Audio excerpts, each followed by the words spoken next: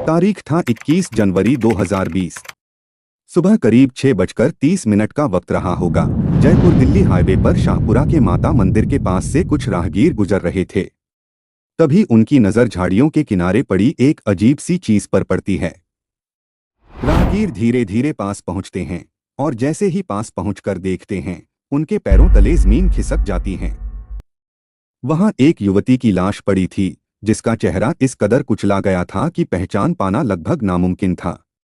आसपास न तो कोई आईडी कार्ड मिला, न कोई ऐसा सामान जिससे उसकी पहचान हो सके।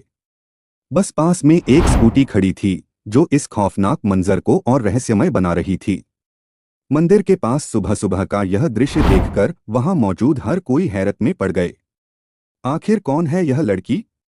किसने इतनी बेरहमी से उसकी जान ली? और क्यों उसकी पहचान मिटाने की कोशिश की गई? इस दिल दहला देने वाली सच्ची घटना की पूरी कहानी जानने के लिए वीडियो को आखिर तक जरूर देखिए। और अगर आप चैनल पर नए हैं तो वीडियो को लाइक और सब्सक्राइब करना मत भूलिए। नमस्कार दोस्तों, मैं विनय कुमार। तारीख 19 जनवरी 2020।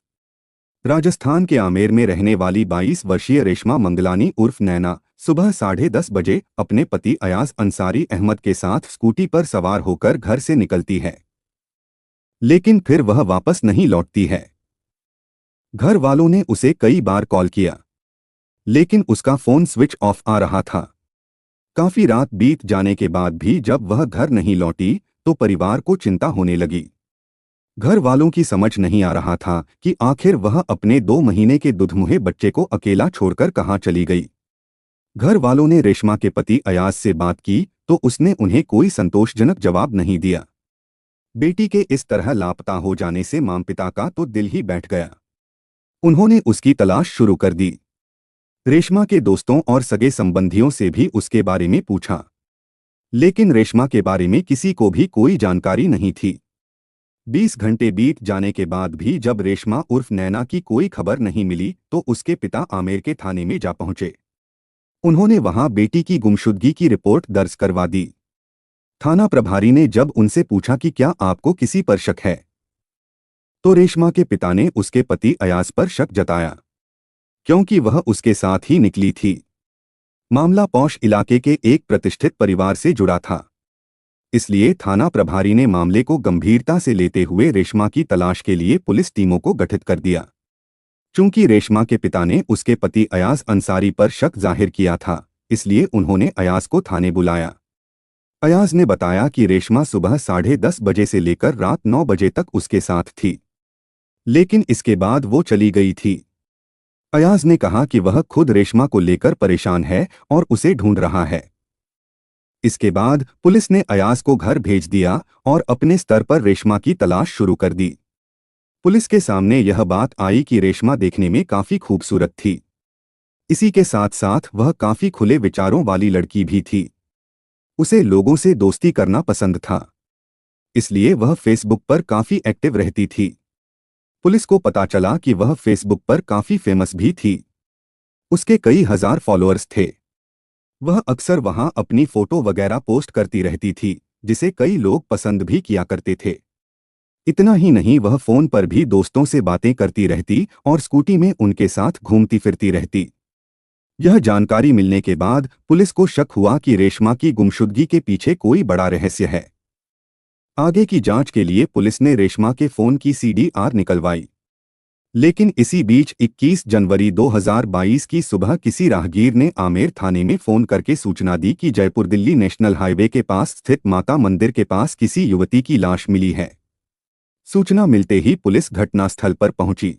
मृतका के चेहरा को इस कदर बिगाड़ा गया था कि उसकी पहचान कर पाना काफी मुश्किल था।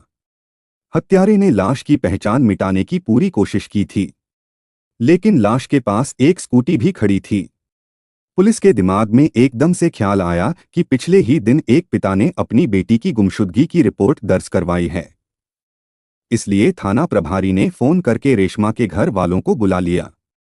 रेशमा के माता पिता लाश देखते ही रोने लग पड़े। उन्होंने बताया कि ये लाश उनकी बेटी रेशमा की ही है। इसके बाद पुलिस ने लाश को पोस्टमार्टम के लिए भिजवा दिया। इसके बाद रेशमा के पिता ने उसके पति अयाज के खिलाफ नामजद रिपोर्ट दर्ज करवा दी। उनका कहना था कि उनकी बेटी की हत्या अयाज ने ही की है। तूल पकड़ने लगा मामला। जब यह बात मीडिया तक पहुंची तो नैना के फॉलोअर्स भी सकते में आ गए। उन्होंने सोशल मीडिया पर अपनी प्रतिक्रियाएं देना शुरू कर दिया। मामला तूल पकड़ने लगा तो डीसीपी क्राइम अशोक गुप्ता ने केस को अपने हाथ में ले लिया। उन्होंने इसके लिए एक स्पेशल टीम का गठन किया।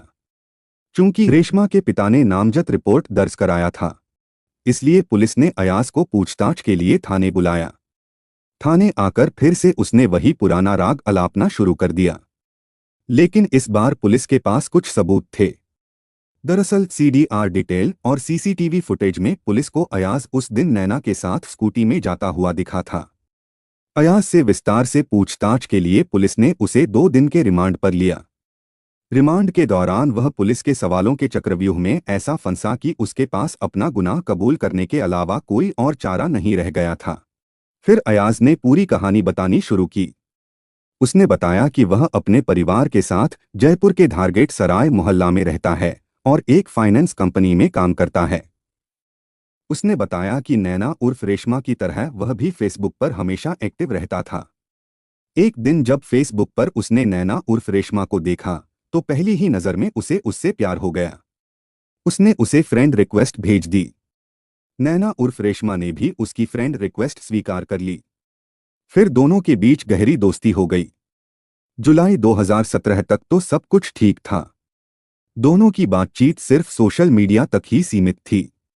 लेकिन एक दिन नैना क्रेडिट कार्ड बनवाने के लिए एक कंपनी में गई। अयाज उसी कंपनी में काम करता था। फेसबुक फ्रेंड होने के नाते दोनों एक दूसरे को पहचान गए। फिर दोनों ने अपने फोन नंबर एक्सचेंज किए। अब दोनों के बीच फोन पर बातें होने लगीं। दोनों मिलने लगे। जल्द ही दोनों के बीच अफेयर शुरू हो गया। दोनों अब शादी करना चाहते थे। हालांकि दोनों के परिवार वाले खुले और आजाद विचारों के थे, लेकिन धर्म अलग होने के चलते शायद ही दोनों परिवार इस शादी के लिए राजी होते। इसलिए दोनों ने तय किया कि वे घर से भागकर निकाह कर लेंगे। अक्टूबर 2017 को नैना फिर अपने घर से भागकर अयाज के पास आ गई। उसने अपना धर्म भी बदल लिया। वो नैना से रेशमा बन गई और इसके बाद दोनों ने पहले एक मंदिर में शादी की, फिर निकाह भी कर लिया। इसके बाद दोनों उत्तर प्रदेश के गाजियाबाद में आकर रहने लगे।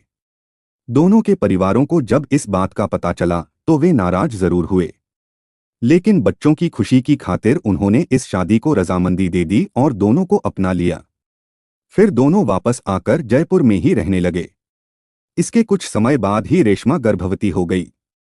एक कहावत तो आपने सुनी ही होगी कि दूर के ढोल सुहावने लगते हैं, लेकिन जैसे जैसे नजदीक आओ तो इनकी आवाज शोर लगने लगती है। यही हाल इन दोनों का भी होने वाला था। 2 साल होते होते इन दोनों की लव स्टोरी में दरार आने लगी। जिस फेसबुक ने उन्हें मिलाया था, अब वही इनकी जिंदगी में जहर घोल रहा था। दरअसल अयाज को पसंद नहीं था कि रेशमा फेसबुक चलाती रहे और दोस्तों से बात करती रहे। इसके लिए उसने कई बार रेशमा को टोका भी। दोनों के बीच कई बार लड़ाई भी हुई, लेकिन रेशमा ने भी उसे कह दिया कि वह फेसबुक चलाना नहीं छोड़ेगी और ना ही अपने दोस्तों से बात करना छोड़ेगी।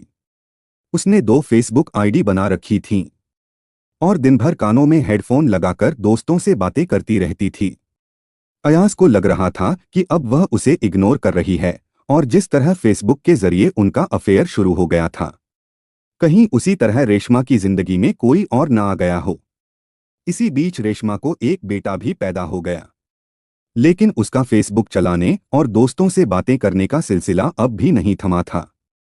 एक बार तो इसे लेकर अयाज इतना नाराज हुआ कि उसने उसे मारा पीटा, जिसके बाद रेशमा उसका घर छोड़कर अपने मायके आ गई। अयाज को ये बात इतनी नागवार गुजरी कि उसने तय कर लिया कि अब वो रेशमा को मार ही डालेगा। फिर उसने प्लान के तहत 19 जनवरी 2020 के दिन रेशमा को फोन किया। कहा कि वह अपने किए पर शर्मिंदा है, वह अब दोबारा ऐसा कुछ नहीं करेगा। रेशमा भी उसकी बातों में आ गई। अयाज ने कहा कि वह उससे मिलना चाहता है। रेशमा मान गई। अयाज फिर उसके घर आया और दोनों स्कूटी में बैठकर अयाज के घर पहुंचे। दोनों ने पहले यहां शराब पी, फिर दोबारा वे घूमने के लिए निकल पड़े। इसी बीच अयाज ने रास्ते में स्कूटी रोककर कहा कि वह माता मंदिर जाना चाहता है।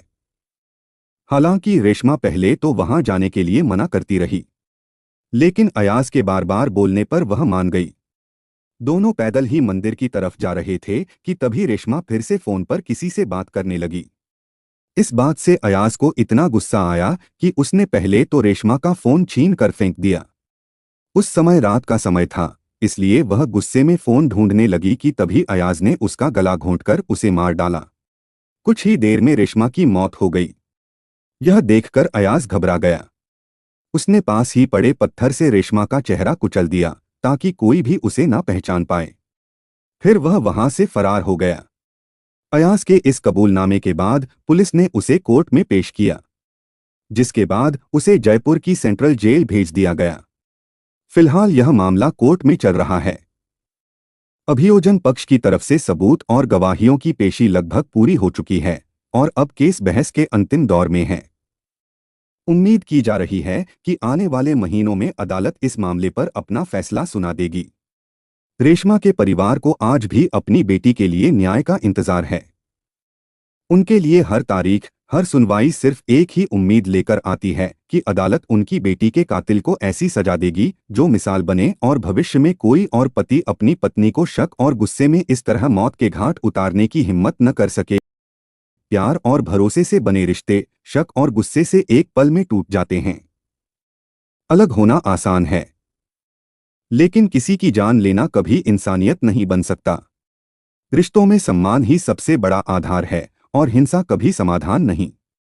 इस कहानी को सुनाने का मेरा मकसद किसी के दिल को ठेस पहुंचाना नहीं है, बल्कि इसके माध्यम से लोगों को जागरूक करना है ताकि वे अपने रिश्तों में समझ, संयम और संवेदनशीलता को सबसे पहले रखें।